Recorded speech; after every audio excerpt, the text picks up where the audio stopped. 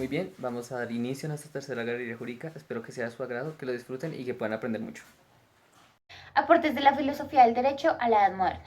La Edad Moderna comienza con la conquista de América en el siglo XV, año 1492, y termina con la Revolución Francesa en el siglo XVIII, año 1789. Esta dura 297 años. En la Edad Moderna hay un sol desde todos los puntos de vista, en donde fue la evolución de los elementos que ya habían empezado desde antes, desde la Edad Antigua, y estos persisten para ser parte del sol. En esta se perfeccionan fuertes estados monárquicos y se tienen los monarcas, los reyes y la nobleza. Se cambia también lo feudal a lo capitalista gracias a la burguesía.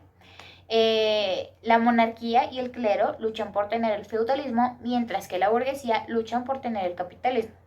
También se desarrolla un pensamiento individualista y se pasa del teocentrismo al antropocentrismo, en donde el ser humano pasa a ser el centro de todo el mundo. La mente del ser humano estudia todo el universo, y el humanismo nace de la transición del renacimiento al teocentrismo al antropocentrismo. Y con el humanismo llegan los derechos humanos. Del racionalismo, pero sin embargo tenemos que tocar el tema del silogismo. Se trata de un racionamiento deductivo que partiendo de una afirmación de carácter general, conocida como premisa mayor, y contrastada con otra de tipo particular llamada premisa menor, llega a una conclusión. Podríamos decir que la premisa mayor serían todos los hombres son mortales. Sócrates es un hombre, sería la premisa menor. Y en conclusión sería que Sócrates es mortal. Para que sea efectivo debemos partir de una primera certeza, la premisa mayor. Durante la Edad Media existía una serie de verdades incuestionables que habrían sido obtenidas por la fe, la revelación o la autoridad de Aristóteles, Santo Tomás o la Iglesia. Gracias a ello, el silogismo era empleado ampliamente. Cuando estas verdades sean puestas en cuestión, el propio método silogístico sería problemático al no disponer de una premisa mayor incuestionable de la que partir. Por ello, en el siglo XVII cobrará fuerza dos criterios de verdad que marcarán dos tendencias distintas en la filosofía. Uno parte de la experiencia, que de la mano de Francis Bacon daría lugar al empirismo. El otro será desarrollado por René Descartes, quien partiendo de la matemática como modelo alumbrará el racionalismo. El empirismo invierte el orden del silogismo. En vez de partir del principio general, lo hace de la observación de los casos particulares. Si decimos que todos los hombres son mortales, es porque hemos observado que los hombres concretos que conocemos cumplen individualmente esta afirmación. Ese llamado racionamiento inductivo ya conocido desde tiempo de Sócrates. El empirismo en Gran Bretaña. Entre sus representantes podemos descartar a Francis Bacon, Berkeley y Hume. Este último extremará su análisis crítico hasta el punto de caer en el escepticismo. Menciona aparte el empirismo político, ya que junto con la teoría del conocimiento, la filosofía del Estado es otra de las grandes preocupaciones de esta corriente. Sus dos representantes principales son Hobbes, quien aboga por un Estado absolutista y poderoso que supere los intereses egoístas de los hombres, y Locke, inspirado del liberalismo y defensor de la existencia de unos derechos innatos que deben ser garantizados por el Estado. En cuanto al racionalismo, este constata las limitaciones de nuestros sentidos, que a menudo nos engañan. A eso ya se suma lo insuficiente del campo de nuestra experiencia, que no nos permite conocer todos los casos particulares. Por ello toma como modelo las verdades matemáticas, fundadas exclusivamente en la razón. El racionalismo dividirá la realidad en un mundo material intangible y otro intelectivo. La red extensa. Uno de los problemas que se encontrará será armonizar ambos mundos. Descartados racionalistas son Descartes, Pascal, Spinoza y Lewis.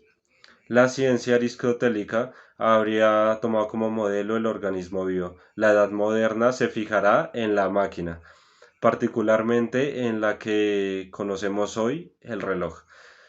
Justamente conocida como analogía del relojero, nos permite diferenciar los distintos planteamientos que se dan en el racionalismo a la hora de explicar la relación entre el mundo material, la red extensa y el mundo inteligible.